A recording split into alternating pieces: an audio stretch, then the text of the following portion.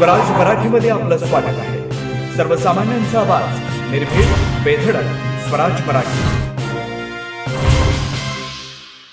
सांगलीतील मिरजमध्ये 12वीच्या विद्यार्थ्यानं राहत्या घरी गळफास घेऊन आत्महत्या केल्याची घटना उघडकीस आली आहे। प्रथमेश बाळासाहेब बिराजदार, वय 18 वर्ष असं आत्महत्या केलेल्या विद्यार्थ्याचं नाव आहे। संबंधित विद्यार्थी हा 12वीमध्ये शिकत होता।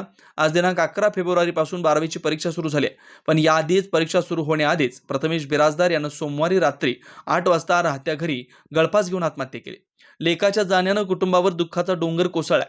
प्रथमेशच्या आत्महत्येचं नेमकं कारण समोर आलं नाही, मात्र त्याने परीक्षेच्या कारणामुळे परीक्षेच्या तणावातून आत्महत्या केल्याचा संशय व्यक्त केला जातोय।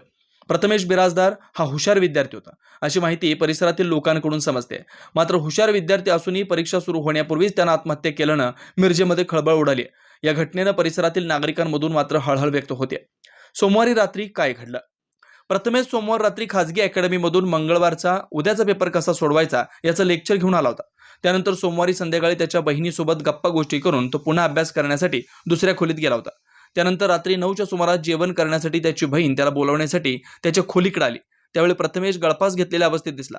प्रथमेशनं आत्महत्या केल्याचं समोर आलं। भावाला अशा लटकलेल्या अवस्थेत पाहिल्यानंतर बहिणीनं एकच आक्रोश केला।